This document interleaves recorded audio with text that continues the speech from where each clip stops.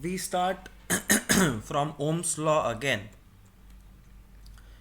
We saw in Ohm's law that as the voltage increases, the current increases. Therefore, you can say voltage is directly proportional to current, and therefore you can say voltage is equal to current and a constant R is born. This constant R is inside this wire. Inside this piece of wire, there is resistance, and the dictionary meaning of resistance means to stop. So it literally does the work of slowing the electrons down. It does not stop, it just slows them down. And how much it will slow depends on the R value. And R is V upon I. So V upon I, volt per ampere, is called resistance. The graph is always a straight line. So if voltage is 1.5, the current is 0.1. So voltage is 3, current is 0.2. Voltage is 4.5, current is 0.3. If voltage is 6, the current is 0.4. And this gradual increase, when you calculate, gives you the resistance value of 15 ohms. It means this is a speed breaker. Voltage is the push, therefore it is the accelerator, and ampere is the speed of the electrons or flow of electrons. तो मुझे ये car का याद दिलाता है, एक गाड़ी में एक्सेलरेटर होना चाहिए, ब्रेक्स होनी चाहिए. Acceleration tells the car to move forward. Brakes works in opposite direction and slows down the car, and overall the car is moving. So the moving part is moving electrons called current. Acceleration is the push which is the voltage, and brakes का काम resistance करता है. और ये तीनों का relationship है V is equal to IR, which is the Ohm's law. Now, there is something called as rheostat which is available in the market. You can go and buy it from an electric shop. Rheostat is a machine, a small machine, which has variable resistance. Variable resistance मतलब इसमें setting होता है जिससे resistance change कर सकते हैं. So it's like a डब्बा with a knob around which you can move and set what resistance you want in the circuit, wire लगा के, etc. etc. This activity is very simple activity. They are telling you to take three different things. A nichrome wire, nichrome is a type of metallic wire, a 10-watt bulb which has wire inside it, and a torch bulb which is a small bulb which has also connection inside it. So red, green and blue. And then they are telling you to repeat the Ohm's law experiment. So when you collect the red wire, you will be able to measure the ampere, you will be able to measure the voltage, और V और A को divide करके you will get the value of R. So let's say R is 10 ohms. Then they are telling you to attach the green bulb. When you attach the green bulb, your ampere value will change, your voltage will remain same, but V upon A का ratio R will change. You get second value of R. And when you attach the torch bulb, which is again a different device, the resistance value changes because the ampere value changes. The voltage remains same. Resistance comes out to be 1 ohms. What do you mean by this? Resistance ज़्यादा तो ampere कम. Resistance कम तो ampere ज़्यादा, because voltage is going to be same. So let's say the voltage is 10 volts. It is fixed, it is inside the battery, it cannot be changed. तो ampere मतलब actually ए नहीं लिखना चाहिए था, current I लिखना चाहिए था. 1 ampere, 2 ampere, 10 ampere. So at 10 voltage, 1 ampere current, therefore resistance is 10. V is equal to IR. If you can see, it's a very simple formula. V is equal to I into R. 10 is 1 tenza, 10 is 2 5za, and 10 is 10 1za. Current come, resistance ज़्यादा, current ज़्यादा, resistance कम. पंखे का regulator है ये in one way. It's a very crude example but related to the real life scenario of a fan. Who is providing the voltage for the fan? Voltage means the push.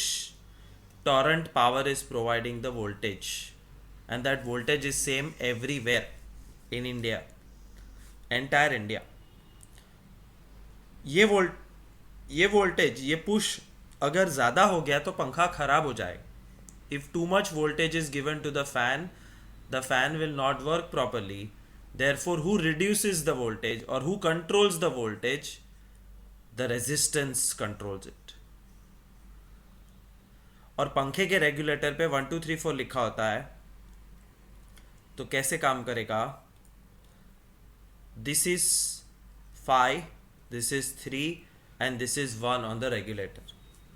1 मतलब slow speed. ना. This is 1, this is 3, this is 5.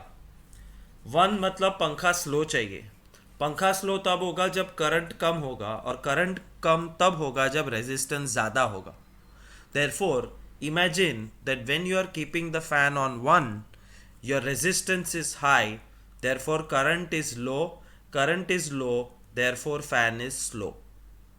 But when you keep on 5, the resistor is low, the current is high, and when the current is high, the fan is fast.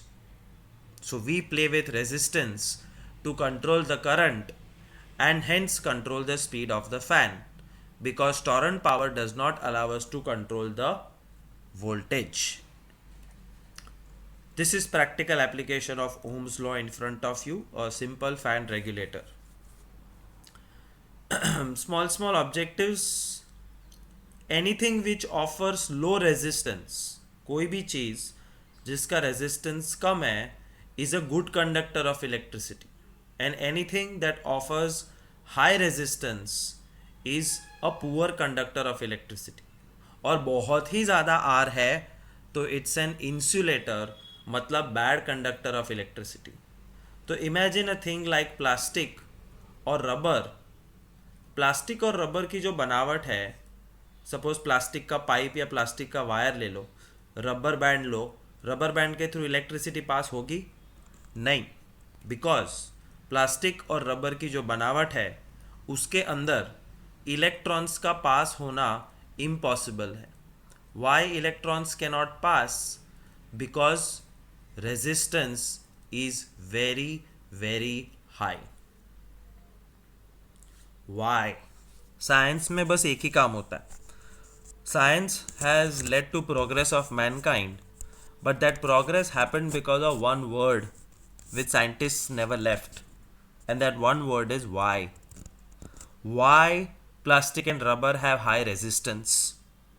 तो वो why का answer अब मिलेगा from the next activity.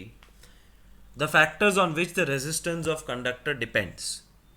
कोई भी metal के टुकड़े का रेजिस्टेंस किस चीज़ पे डिपेंड करता है?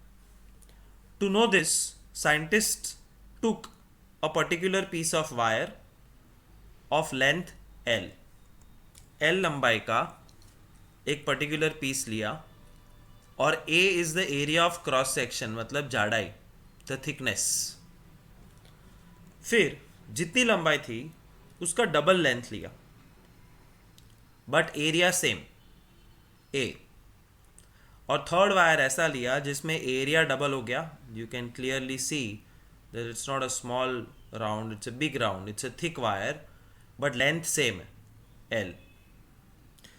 So technically it's like this: a piece of wire with length L and area A,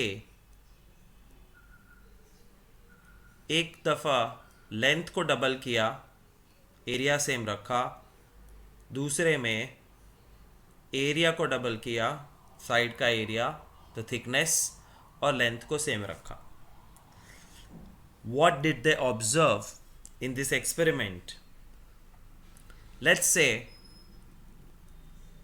इस टुकड़े का रेजिस्टेंस 40 ओम्स आया, तो जब लेंथ को डबल किया तो रेजिस्टेंस का आंसर आया 80 ohms. What can you conclude from this? ये एक्सपेरिमेंट से क्या कंक्लूड कर सकते हो? We can conclude that resistance is directly proportional to the length. जितनी लंबाई बढ़ेगी उतना रेजिस्टेंस बढ़ेगा. लेंथ डबल हो गई तो रेजिस्टेंस भी डबल हो गया. लेंथ ट्रिपल होगी तो रेजिस्टेंस ट्रिपल हो जाएगा. 4 3 120. दूसरी तरफ दूसरा एक्सपेरिमेंट किया, थिकनेस बढ़ा दी तो रेजिस्टेंस बिकेम 20 ओम्स. ये तो उल्टा हुआ. थिकनेस डबल हुई, रेजिस्टेंस हाफ हो गया. दैट्स उल्टा relationship which is called inversely proportional. So scientists came to a conclusion that resistance is directly proportional to length and resistance is inversely proportional to cross sectional area, मतलब side का thickness, which means resistance is dependent on two things. So R is proportional to L, R is inversely proportional to area. अगर इसको साथ में लिखे तो R is proportional to L by A. And science और maths में proportionality जब equal to बनता है तो एक कांस्टेंट लगाना पड़ता है आगे. This constant looks like a P and this is an important formula which scientist derived, and this formula tells the following story.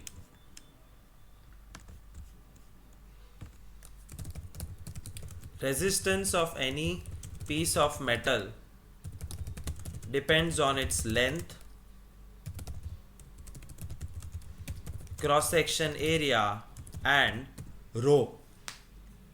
Resistance depends on length, cross sectional area and the rho. ये rho क्या है? ये जो P लिखा है वो rho है. जैसे ohms का जो सिंबल है that is called omega in Latin language or Greek language. Rho is the name of this alphabet which looks like P, and this P is called resistivity. Remember, we are entering the next step. हमने अब तक Q देखा है total charge, time देखा है, Q by T is current. ओहो, so we have seen what is Q. Q upon T is current. Current के बाद हमने देखा voltage. Voltage is work done upon column, work done upon total charge which is joule पर column वगैरह वगैरह. फिर resistance की एंट्री हुई, ओम भाई साहब आ गए, V is equal to I R हुआ, और अब R is equal to rho L by A हुआ. मतलब resistance depends on length, area and resistivity. Let's see. Resistance is directly proportional to length. Resistance is inversely proportional to area. Therefore, resistance is proportional to L by A. Therefore, resistance is equal to rho L by A, where rho is this symbol which looks like P, and it is called electrical resistivity of the material. Now you would ask me, where is rho? The rho is inside the metal. मतलब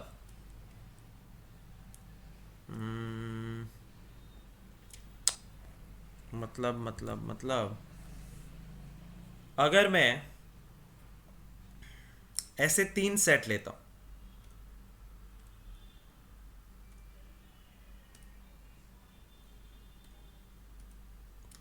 I take three sets. One, the red set, it made up of nichrome.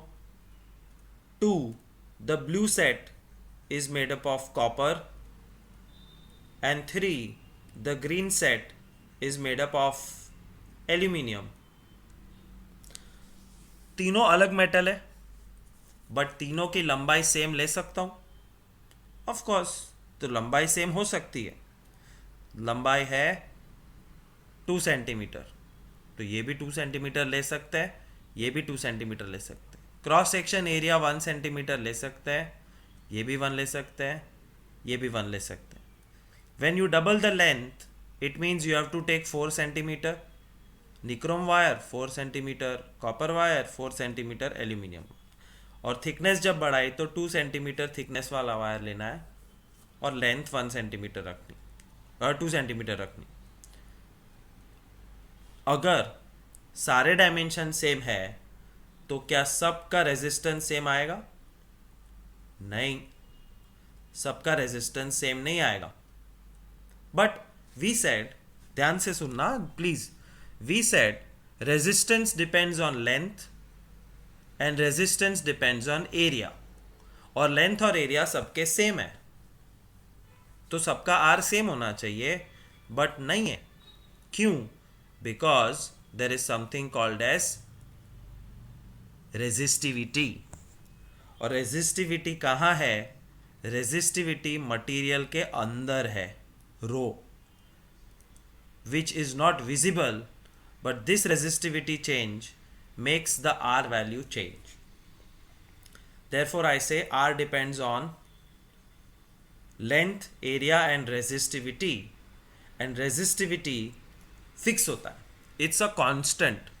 दुनिया का किसी भी कोने में जाके copper लो तो copper की रेजिस्टिविटी सेम मिलेगी और उससे उसका रेजिस्टेंस डिसाइड होता है.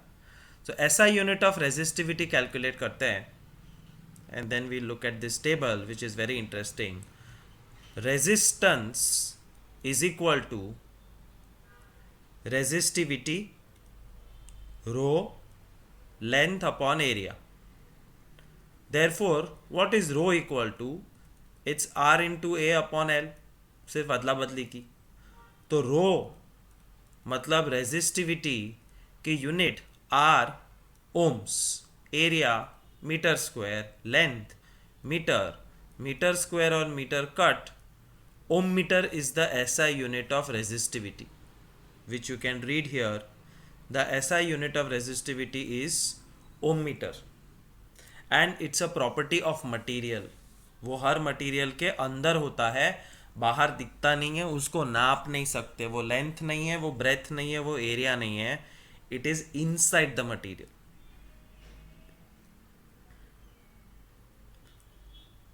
For example, look at the resistivity values of different items. Silver has lowest resistivity. Resistivity अगर लो होगी तो रेजिस्टेंस भी लो होगा, और रेजिस्टेंस लो होगा तो it's a very good conductor of electricity. Therefore, in this list, the best conductor of electricity is silver. But look at manganese. Manganese की resistivity silver से ज़्यादा है. And if resistivity rho is more, resistance R is more. And if resistance R is more, current I is less. और अगर current कम है, it means it's bad conductor तो नहीं बोल सकते, अ लेस कंडक्टर और a poor conductor of electricity.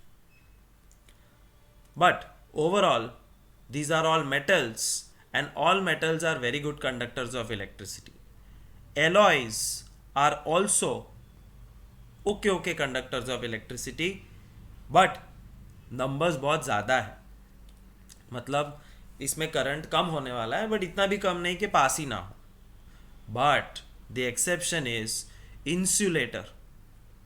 Insulators मतलब glass, rubber, ebonite, diamond and paper, किसी के थ्रू इलेक्ट्रिसिटी पास नहीं होती, because just look at the values of their resistivity. Glass की रेजिस्टिविटी 10⁻10 मतलब 10 billion. 10 billion is a big number, and because resistivity is high, resistance is high, current is low, और इतना high resistance है कि current almost zero हो जाता, therefore current cannot pass through this, they are called insulators. But if you look at any of these values, ये 10⁻⁻8 है, मतलब 0.00000016, which means very small value. सारे 10⁻⁻8 -6 etc. means they are all small. Resistivity small, therefore resistance is small. Resistance is small, therefore current is high. Therefore they are good conductors of electricity. So I hope you understand कि किस पे कौन dependent है.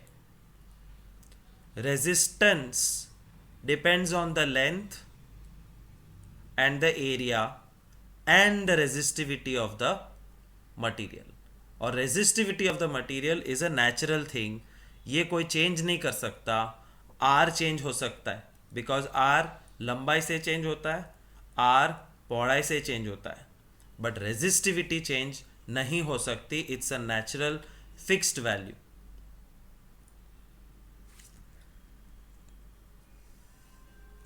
Now I will show you a fantastic video which will help you to understand current, voltage, resistance, bulb. It's a good animation. See it and enjoy.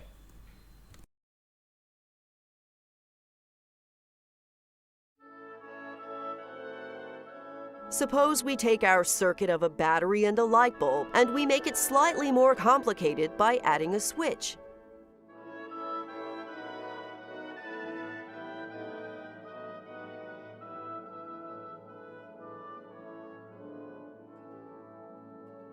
When the switch opens, the charged particles are prevented from passing through.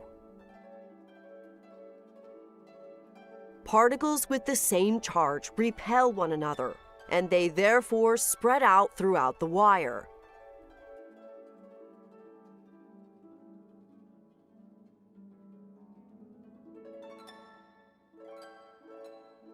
The events shown here all happen at the same time, and this is the result.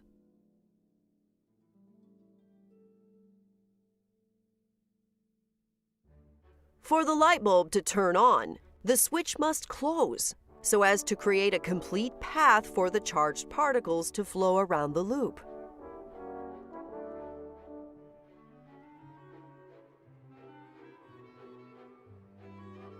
If we have several light bulbs, each light bulb can have its own individual switch.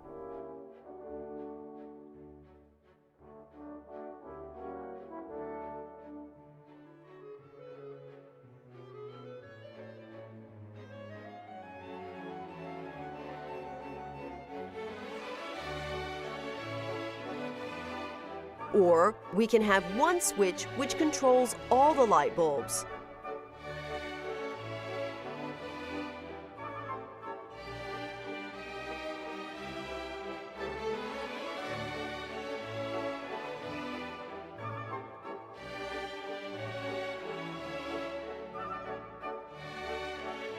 The number of charged particles that pass by each second is what we refer to as the current.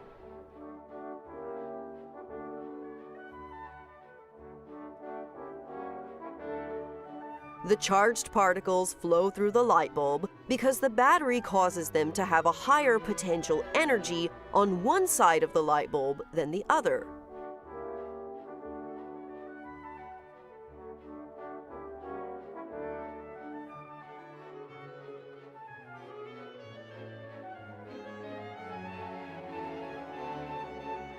This potential energy is what we refer to as voltage.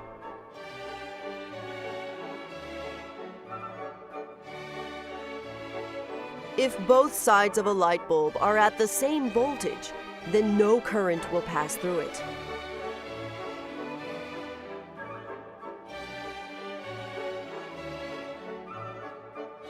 As the voltage across the light bulb increases, the amount of current through the light bulb also increases, and the light bulb produces more light.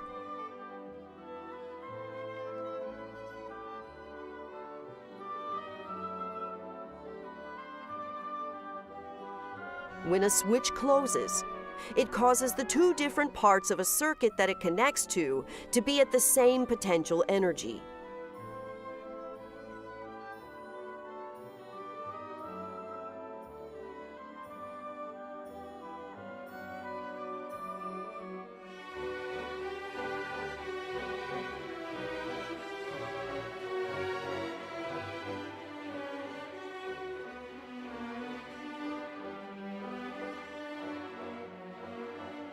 If both sides of a light bulb are at the same voltage, then no current will pass through it.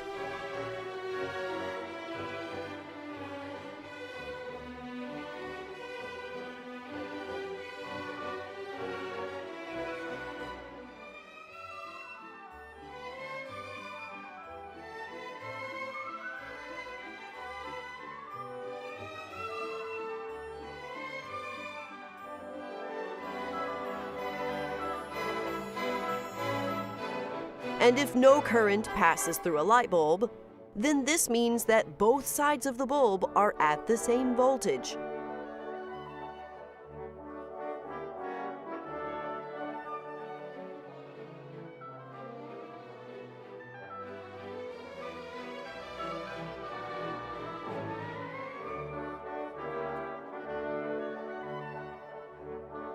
A properly working battery ensures that the difference in voltage across it is always at a specific value.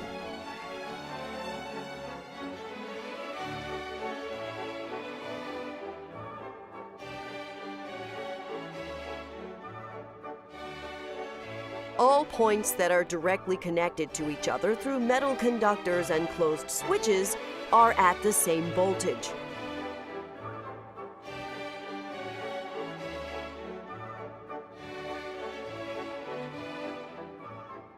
This means that if we have several light bulbs connected to a battery in parallel, the voltage across each light bulb is equal to the voltage that is produced by the battery.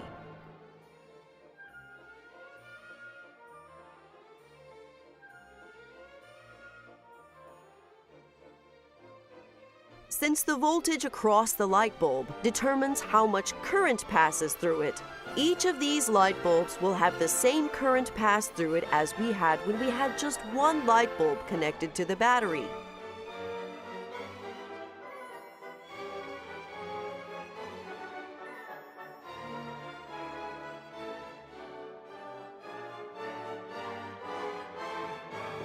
The total current drawn from the battery is the sum of all the currents drawn by each of the light bulbs.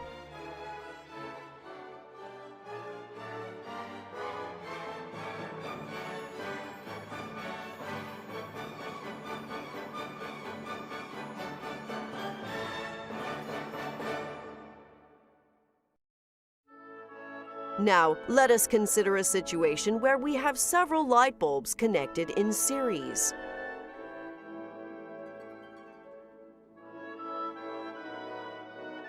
Since the total voltage across the group of light bulbs is at the specific value set by the battery, the drop in voltage across each light bulb is only a fraction of this.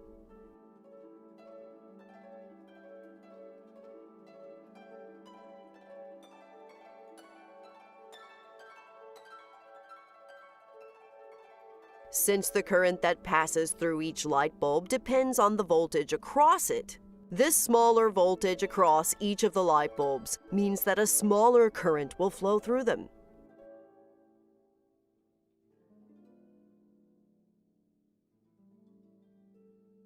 This means that the lights will not be as bright.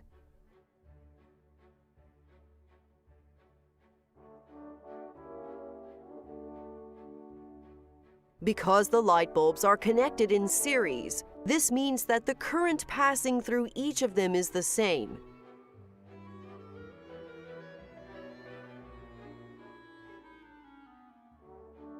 The amount of current entering always has to be equal to the amount of current exiting.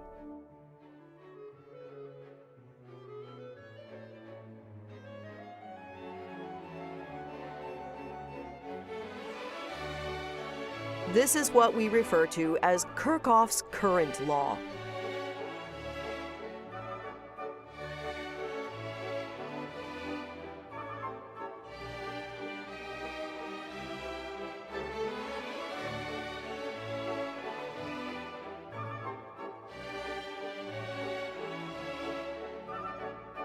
This is accompanied by another law called Kirchhoff's voltage law, which states that as we travel around a loop, the amount of voltage increases that we experience must be exactly equal to the amount of voltage drops that we experience.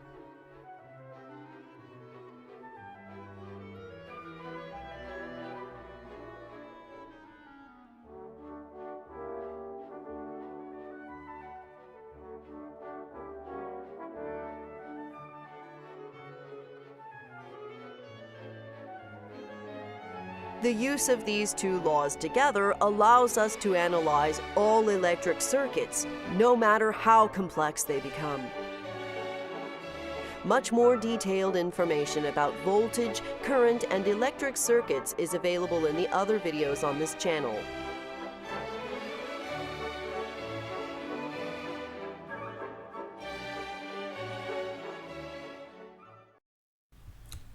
Numerical, how much current will an electric bulb draw? I question mark. From a 220 volt source, V 220 volts. If the resistance of bulb filament is 1200 ohms. Easy. अगर लिस्ट बनाना आएगा तो सब कुछ easy है. V is equal to I R. Ohm's law का formula 220 is equal to I into R. I is equal to 220 upon 1200. 0 0 cut और 2 के साथ कट करो 11 by 6. 1.6 1 6 50 6 8 48 20 6 3 18. 1.83 एम्पियर आंसर आए. अब क्वेश्चन बी पूछा है, how much current will electric heater coil draw? How much current? I from 220 volt source, V is equal to 220. If the resistance of heater coil is 100, resistance 100 है तो देखो दोनों में वोल्टेज सेम है, देयरफॉर ज़्यादा रेजिस्टेंस का current कम, तो कम रेजिस्टेंस का करंट ज़्यादा आने वाला है. V is equal to I R which is ohm's law. 220 is equal to I into 100. I is 2.2 ampere. कुछ तो गड़बड़ किया मैंने कैलकुलेशन में. यहाँ पे 0 0 कट, 22 का 11 तो 120 का 60 आए, and 11 upon 60 is 0.183. So 0.183 ampere versus 2.2 ampere. Sum over देख लो. 0.183 यहाँ पे 0.18 है, 2.2 2.2. V is equal to I R use करना है और कुछ नहीं. It's very easy. Potential difference between the terminal of electric heater is 60 volt. Potential difference मतलब voltage मतलब V, 60 volts. When it draws a current of 4 ampere, I is equal to 4 ampere from the source. What current will heater draw? What current will the heater draw if potential difference is increased to 120? मतलब 60 volts पे 4 ampere current है तो 120 volt पे कितना current होगा? और किसकी बात चल रही है? इलेक्ट्रिक हीटर की. Now if you have played with the software which I have told you, that software allows you to have resistance. Bulb के अंदर रेजिस्टेंस होता है. मुझे एक जन ने पूछा भी था कि रेजिस्टर नहीं डालोगे तो सर्किट जल जाएगी, बट रेजिस्टर नहीं डालते, सिर्फ बल्ब होता है तो भी कैसे सर्किट चालू रहती है? Because bulb is a resistor. Bulb के अंदर खुद का रेजिस्टेंस होता है. सो हियर 60 वोल्ट पे 4 एम्पियर, तो हम रेजिस्टेंस फाइंड करेंगे इलेक्ट्रिक हीटर का. V is equal to I R. 60 is equal to 4 into R. R is equal to 60 upon 4, 15 ohms. तो एक बार इलेक्ट्रिक हीटर का रेजिस्टेंस पता चल गया, वो जिंदगी भर सेम रहता है, because that resistance is inside the heater. और हीटर में कोई चेंजेस नहीं करने वाले हम. जब तक यूज करेंगे तब तक 15 ओम रेजिस्टेंस रहेगा उसका. सो R is 15. The same R will be applied here. तो 120 वोल्ट पे कितना current can again be found out by V is equal to I R. फर्क इतना है, इस बार वोल्टेज 2 और करंट 2 होगा, हीटर तो वही है. 120 is equal to I two into 15.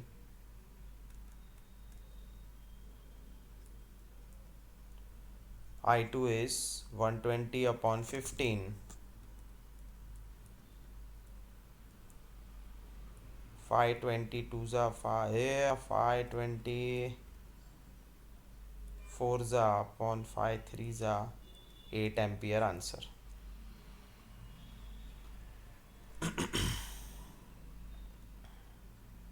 ये देखो 60 वोल्ट्स पे 4 एम्पियर करंट, तो रेजिस्टर 15 ओम्स, और 15 ओम रेजिस्टेंस और वोल्टेज 120, तो current 8 ampere. It is nothing but using V is equal to I R 2 times and finding out what we want. Resistance of metal wire of length 1 meter, length 1 meter is 26 ohms. मतलब resistance is 26 ohms at 20 degree. Temperature का कोई काम नहीं है. If the diameter of the wire is 0.3 mm, diameter 0.3 mm, 0.3 का मतलब है 0.30 mm, और अगर डायमीटर 0.30 है तो रेडियस 0.15 mm, एंड 0.15 mm को 100 से डिवाइड नहीं 10 से डिवाइड करो तो सेंटीमीटर हो जाएगा, और 100 से डिवाइड करो तो वो मीटर बन जाएगा. Therefore radius we have to take in meter. It is 0.00015 meter. समझा? ऐसा यूनिट कोई भी साइंस के न्यूमेरिकल में speed has to be taken in meter per second, mass should be taken in kg, radius, diameter, length should be taken in meters, and resistance in ohms, etc. What will be the resistivity of the metal? Rho पूछा है, resistivity. So we use the formula. कोई बड़ी बात नहीं है. Formula is resistance is equal to resistivity L by A. Oh, cross section area नहीं दिया है. हाँ दिया ना. डायमीटर 0.30 है, रेडियस है ना. सो ध्यान से, थोड़ा डिफिकल्ट और इरिटेटिंग है. Resistance is resistivity L by A, तो resistivity is what? R into A by L. R 26 ohms. Area pi R square, because wire का एरिया साइड का वो सर्कल होता है, and area of circle is pi r square upon L 1 meter, which is 26 pi r into square. That's all. इसका calculation करो तो सम over हो जाएगा. अब पाई 7 तो कट नहीं हो रहा है, so 26 into I am changing the value of pi और 15 upon 5 zeros.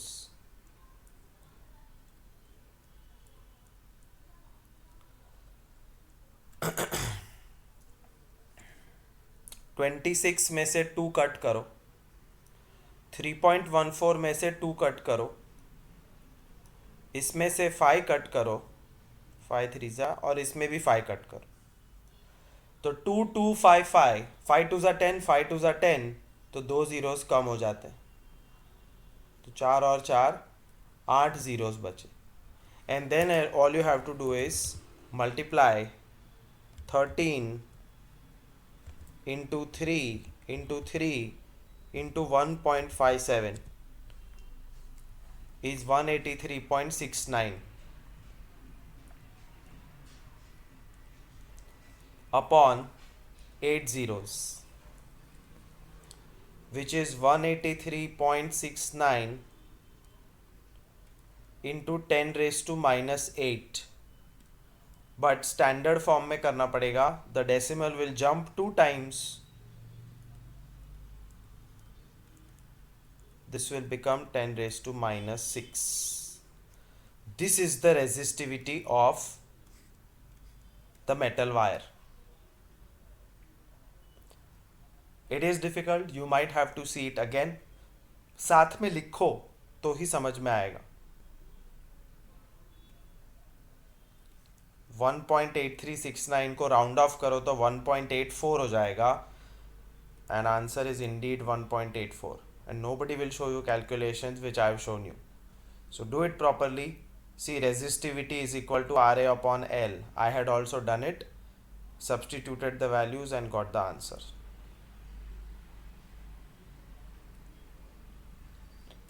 A wire of given material having length L and area of cross section A has resistance 4. Length L, area of cross section A, resistance 4. What would be the resistance of another wire of same material having length L by 2 and area of cross section 2A?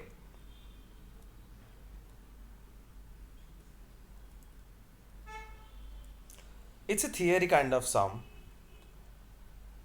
एक wire है जिसकी लंबाई है L, जिसका cross section area है A. इस चीज का रेजिस्टेंस है 4 ohms. If you take same metal और लेंथ कर दो आधी, L बाई 2, और क्रॉस सेक्शन एरिया कर दो डबल 2A, तो रेजिस्टेंस पे क्या असर पड़ेगा? That we have to find out. Not difficult. See carefully.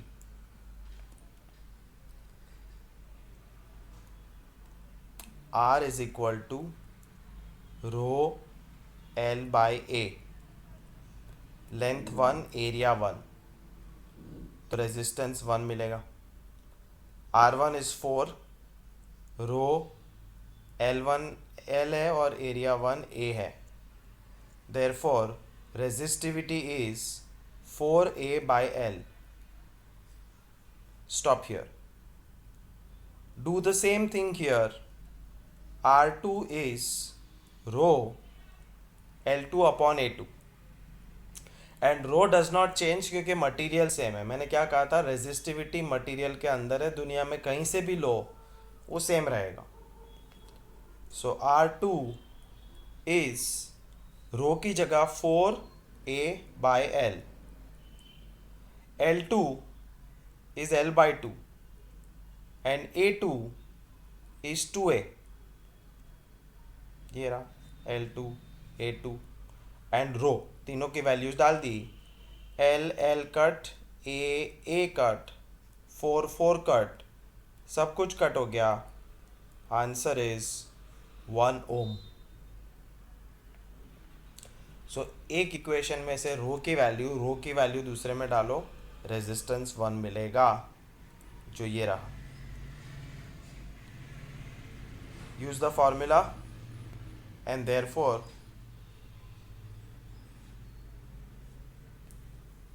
उनकी स्टाइल अलग है. If you understand this yourself well and good, otherwise do this. Both are one and the same thing.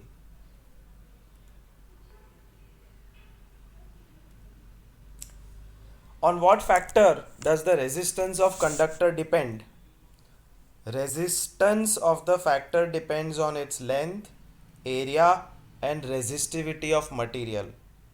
Will current flow more easily through a thick wire or a thin wire of same material when connected to same source?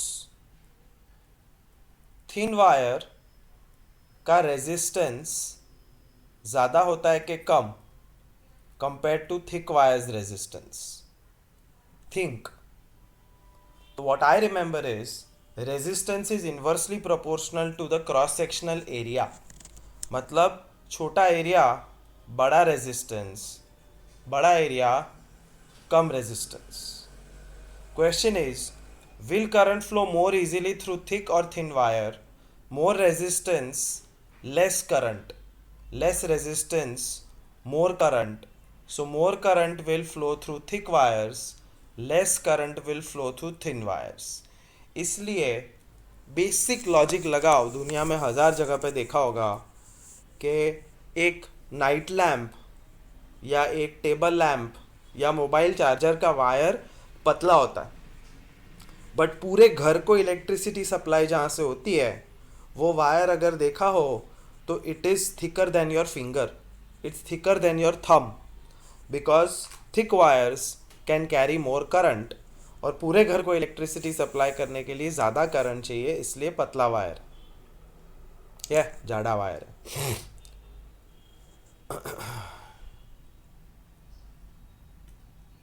Let the resistance of an electric component remain constant while the potential difference across the two ends of the component decreases to half of its former value. What change will occur in the current through it?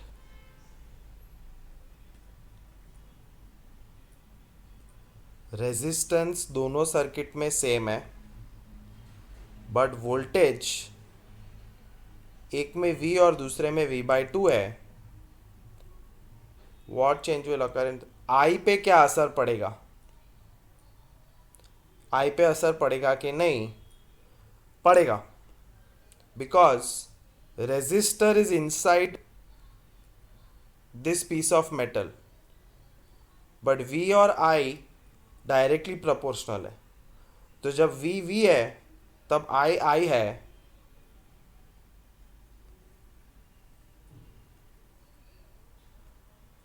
अगर voltage को V/2 बना दिया तो current भी आधा हो जाएगा, because V and I are directly proportional. Why are coils of electric toaster and electric iron made up of alloy rather than pure metal? Electric toaster का काम है गर्म होना. इलेक्ट्रिक आयन इस्त्री का काम है गर्म होना. Toaster ion gives us heat. Heat तब आता है जब रेजिस्टेंस हाई होता है. जी हाँ, और रेजिस्टेंस हाई कब होता है? जब करंट लो हो.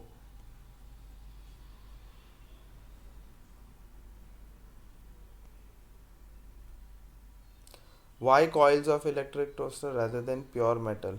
एलॉय. हाँ, क्यों एलॉय यूज करते हैं और प्योर मेटल नहीं?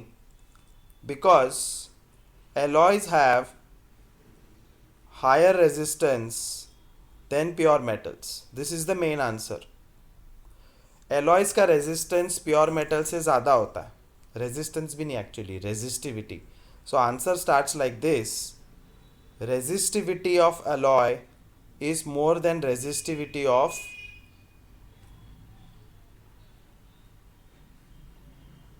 metal. Therefore, resistance of alloy is more than resistance of metal.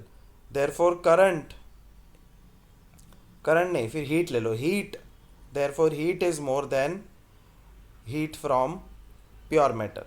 और हमें ज़्यादा हीट चाहिए क्योंकि इस्त्री और टोस्टर है. Therefore, we use alloys.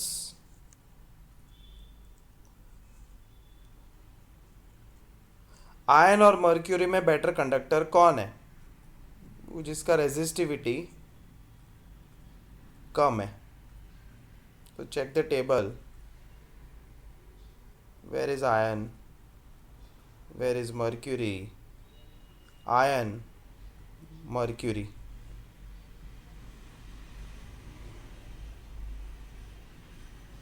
Mercury का रेजिस्टिविटी ज़्यादा है. रेजिस्टिविटी ज़्यादा है इसलिए रेजिस्टेंस ज़्यादा है. रेजिस्टेंस ज़्यादा है इसलिए करंट कम है. Therefore iron is a better conductor than mercury. Which material is best conductor? Silver, जो हमने टेबल में टॉप पे देखा था. Series and parallel. This is all together a new topic. Series मतलब एक लाइन में 3 रेजिस्टर्स को लगा दिया. सेम पुश, वोल्टेज सेम है, सेम पुश, करंट आई,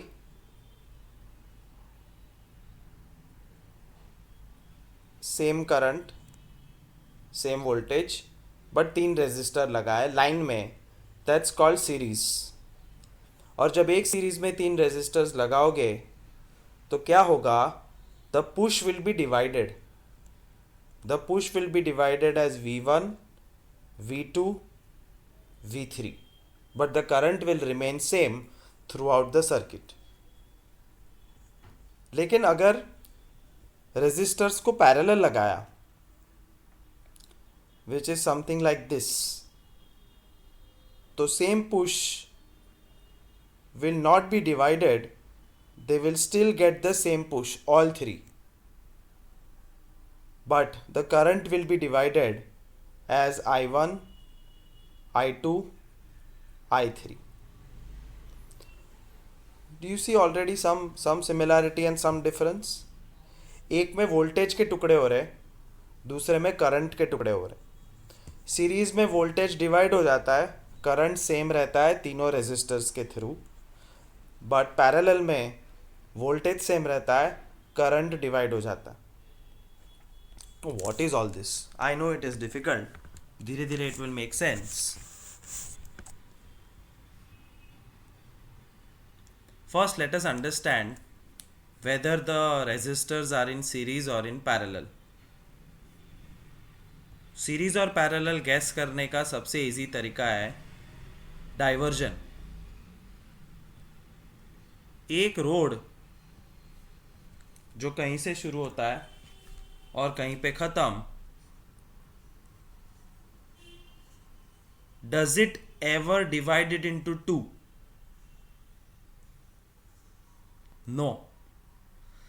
तो ये एक सिंगल रोड है और ये सिंगल रोड के रास्ते में अगर रेजिस्टेंस 1, रेजिस्टेंस 2, 3 और 4 आया तो resistor 1, 2, 3 and 4 are called to be attached in series, क्योंकि कोई डाइवर्जन है ही नहीं.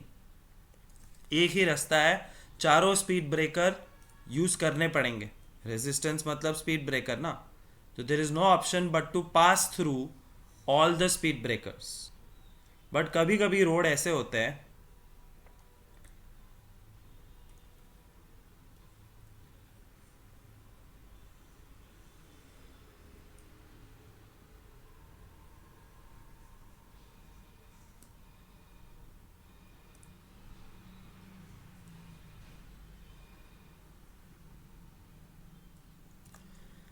अब resistance 1, resistance 2, resistance 3 and resistance 4, they are not called in series because एक रास्ता नहीं है, आगे जाके the current gets divided into two parts. Therefore कुछ करंट को 3 मिलेगा, 4 नहीं मिलेगा, और कुछ को 4 मिलेगा और आगे चले जाएंगे 3 नहीं मिलेगा। Therefore 3 and 4 are called in parallel. 3 करोगे तो 4 नहीं कर पाओगे, 4 करोगे तो 3 नहीं कर पाओगे। So 3 and 4 are called parallel because the current is getting divided. But 1 and 2 are called series because they are on the same path. Here you see resistor 1, 2, 3 all are in the same line. कैसे? The current starts from the battery, goes to the emitter.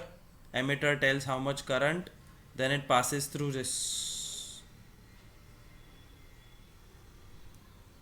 Then it passes through resistance 1, फिर 2, फिर 3 and all the way back to the battery.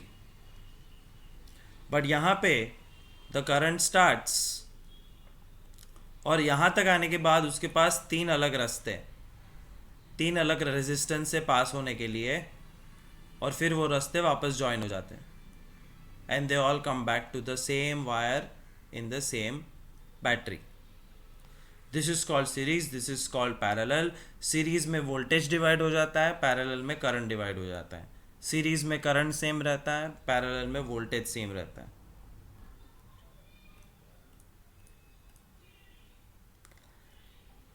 Resistors in series, अभी जो मैं कह रहा था वही, R1, R2, R3 are in a same line. So current starts from the battery, goes to the wire, then travels through first R, second R, third R, and back to the emitter and back to the switch and back to the battery. कहीं पे भी ammeter लगाओ same current दिखाएगा, कहीं पे भी ammeter लगाओ current same दिखाएगा, इसलिए आई।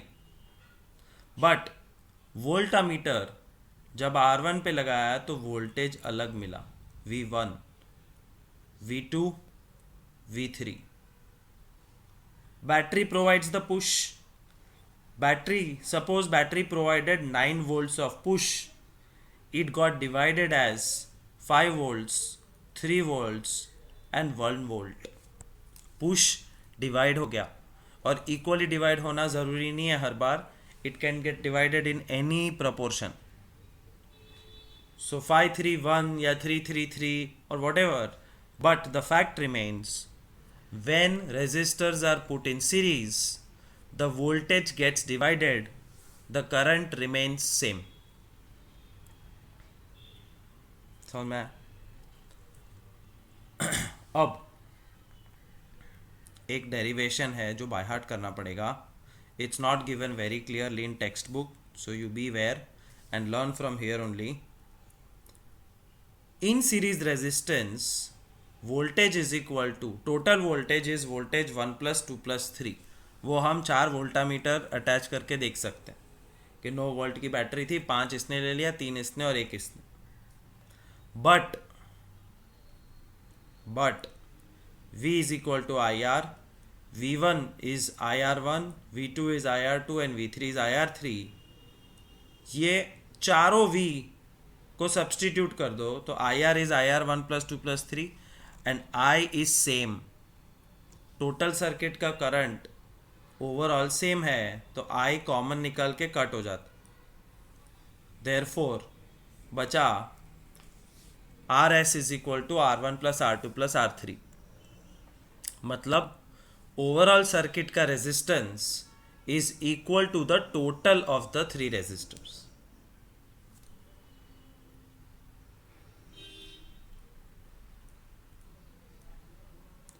बट पैरेलल को देखो, पैरेलल में the current starts from the batteries, it goes all the way up, और जहाँ से डिवाइड होने का टाइम आता है तो current gets divided into 3 parts. They pass through the resistor and come back to the main wire and go back to the battery. Through the switch. जब voltage measure किया तो battery was providing 9 volts and all 3 resistors were also experiencing 9 volt। Voltage change होता नहीं है, but जब current measure किया तो पता चला that what ever the overall current is, say 10 ampere, that 10 ampere is getting divided into 3 parts: 5 ampere, 3 ampere and 2 ampere. Therefore current gets divided, voltage remains same. तो current gets divided, therefore I is I1 plus I2 plus I3, 10 ampere is 5 plus 3 plus 2. But Ohm's law में I is equal to V upon R, V is equal to IR, तो I is V by R, तो I1 is V by R1, I2 is V by R2 and I3 is V by R3। चारों I को replace कर दो और चारों I को replace करने के बाद V कॉमन निकल के कट हो जाता। Therefore you get is 1 upon RP, resistance of parallel, is 1 by R1 plus 1 by R2 plus 1 by R3। मतलब overall resistance of the circuit changed. मुझे पता है अभी भी तुमको कुछ समझ में नहीं है, you can by heart this, but I know you have not understood one thing, but now I am going to explain it because your text book has absolutely no feelings for you. But जो Gujarat board की text book थी वो मस्त था। और नहीं है, उफ, bad, very bad. I don't have the presentation, I don't have Gujarat board text book also. ठीक है, उसके बगैर ही काम चलाना पड़ेगा।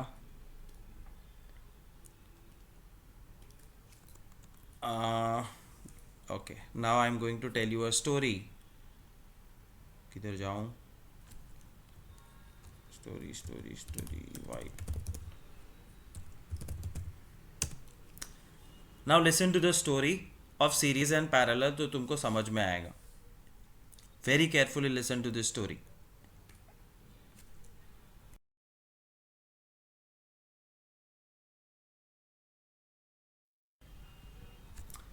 The story goes something like this.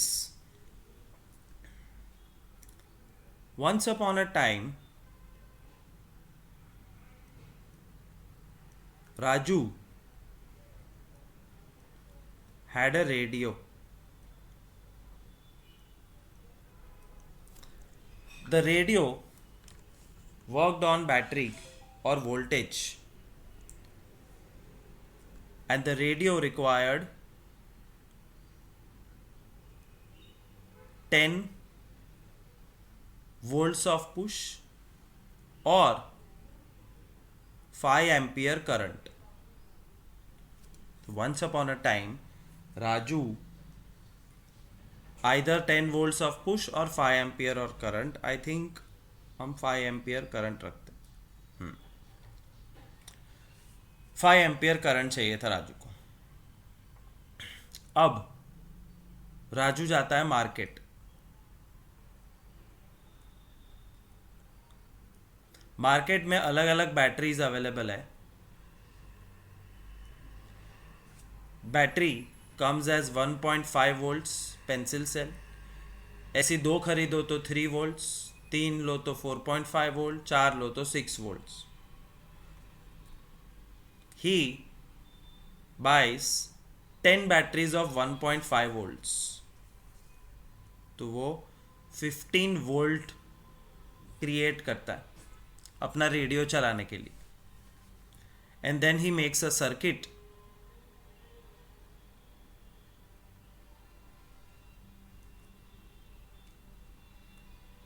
One two three four five six 15 volts का पुश, रेडियो लगा दिया।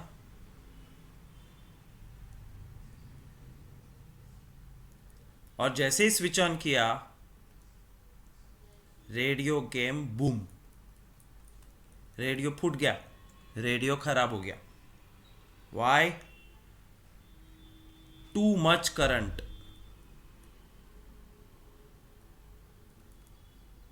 बहुत ज्यादा करंट मिल रहा है, उसको रेजिस्टेंस लगाना पड़ेगा.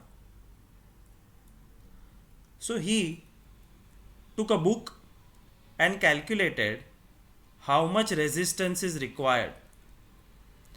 V is equal to IR. V is the voltage, it is the push. 15 volt push खरीद के लाया वो.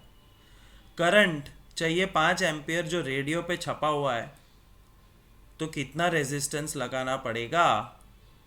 3 ओम्स. ओके, 3 ओम्स रेजिस्टेंस लगाने से 15 वोल्ट की बैटरी 5 एम्पियर करंट देने लगेगी, तो रेडियो चलेगा? एब्सोल्युटली चलेगा. He goes back to market. Market जाके बोलता है भैया 3 ओम का रेजिस्टर देना. And I am going to show you.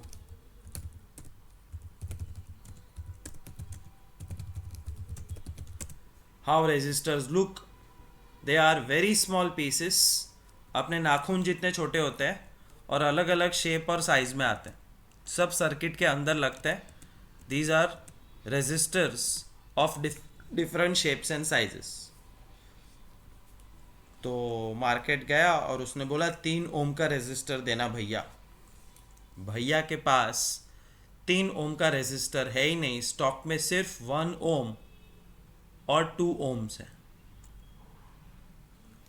तो वो क्या करता है, राजू 1 ओम का 1 ओम और 2 ओम्स का एक रेजिस्टर लेके आता है और उसको लाइन में लगा देता है रेडियो के पहले.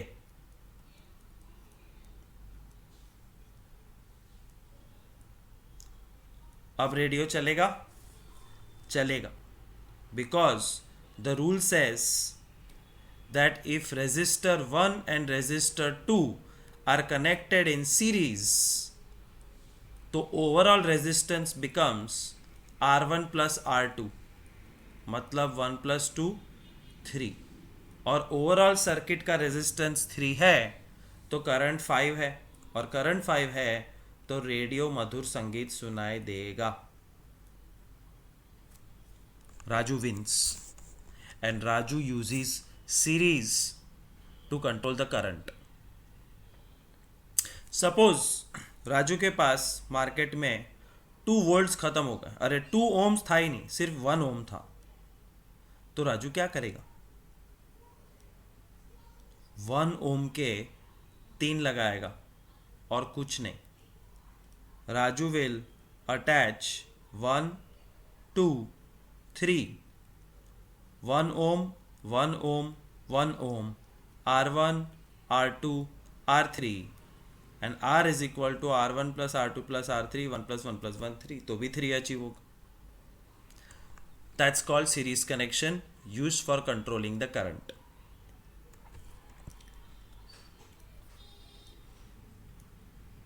Same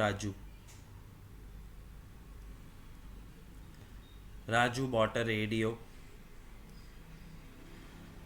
Radio require 5 ampere current.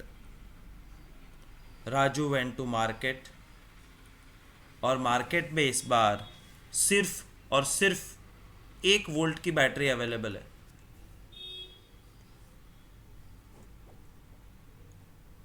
1 volt. अब 1 वोल्ट की battery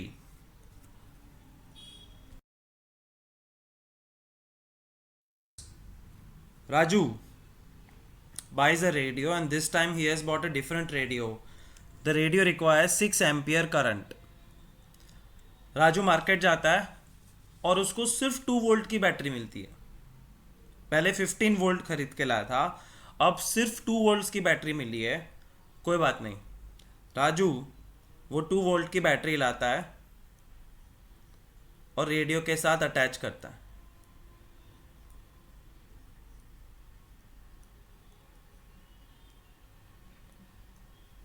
will the radio go on? No, radio on होता ही नहीं है क्योंकि रेडियो को करंट कम पड़ रहा है, current is less. And why is current less? Because resistance की गड़बड़. इसलिए ये बेचारा राजू फिर सिर खुजाने के लिए बुक लेके बैठता है और बुक में कैलकुलेट करता है V is equal to I R. Voltage 2 है, करंट 6 एम्पियर चाहिए, तो रेजिस्टेंस कितना होना चाहिए? 2/6. So R has to be 1/3. Raju फिर मार्केट को जाता है. मार्केट में जाता है तो सिर्फ 1 ओम्स अवेलेबल है. अब राजू वापस फंस गया. उसको 1 नहीं, 1 से कम चाहिए, 0.33 चाहिए. बट मार्केट में 0.33 कोई बनाता ही नहीं. Therefore Raju is smart. Raju buys 3 1 ohm resistors and attaches to the battery. 2 volt की बैटरी में 1 2 3 उसके बाद रेडियो लगाता है. And surprisingly the radio starts to work. 1 ohm के 3 रेजिस्टर्स को ये स्टाइल में लगाने का मतलब है पैरेलल. बट 1 + 1 + 1 तो 3 होता है. मुझे तो 0.33 चाहिए, मुझे 1/3 चाहिए. वो तो पहले भी किया था, 1 + 1 + 1 3. बट बंधु, ये था सीरीज कनेक्शन. सीरीज कनेक्शन में एक लाइन में लगाते हैं, ये एक लाइन में नहीं लगाए हैं. They are in parallel connection. और पैरेलल कनेक्शन का मतलब है the formula is not R is equal to R1 + R2 + R3. The formula is 1/R is equal to 1/R1 + 1/R2 + 1/R3. पहला रेजिस्टर 1 ओम्स का है, दूसरा भी 1, तीसरा भी 1. So 1/R is equal to 1 + 1 + 1. 1/R is equal to 3. R is equal to 1/3. Therefore, he successfully achieved the overall resistance of 1/3, because of which the radio started to play. Moral of this story: छोटे resistors को series में लगाओ तो overall resistance बड़ा हो जाता है. जैसे 1 + 1 + 1 3 बन गया. बट छोटे रेजिस्टर्स को पैरेलल में लगाओ तो ओवरऑल रेजिस्टेंस एकदम कम हो जाता है, लेस देन द 3. मतलब 1 1 1 तो छोटे से भी छोटा हो गया 0.33, और इसमें सबसे बड़े से भी बड़ा हो गया 3. So series and parallel are nothing but inventions which help you to control the overall resistance. और overall resistance control करोगे तो overall current control होगा, and overall current control होगा तो वो object चलेगा. वरना वो object चलेगा ही नहीं because of less current or more current. So series is a way of increasing the resistance and reducing the current, so things are proper.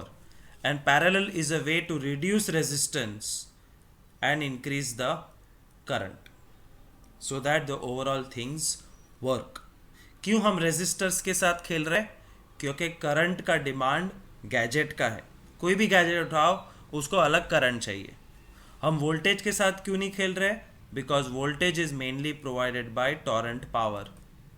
Direct current में Torrent power हम कंट्रोल नहीं कर सकते. Therefore we control R and hence control I. तो series और parallel connection समझे. आज इतना ही. Next lecture would be the last lecture where we'll do 2-3 more topics. Thank you so much.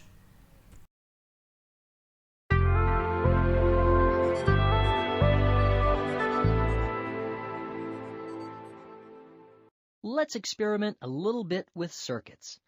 As we discussed, electricity will only flow on a closed circuit such as the one shown on the screen.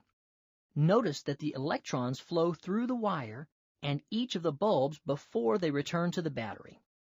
If one of the wires breaks, a gap occurs in the circuit and all the lights go out. When lights are lined up one after the other on a circuit like these lights are, it is called a series circuit. The problem with a series circuit is that when one light burns out and its filament breaks, it creates a gap in the circuit. All the lights go out because electricity won't be able to flow to the other bulbs. This problem can be solved with a parallel circuit. In a parallel circuit, the wires that are connected to light bulbs run parallel to each other rather than having all the bulbs in a row. This means that one light can burn out or be removed, and the other lights on the circuit will stay lighted. For example, if we remove the light that is closest to the battery, the other two lights don't go out because each light is connected in a way that the electrons have a complete path to travel to the positive side of the D-cell battery. Now let's practice what we've discussed about circuits with an activity.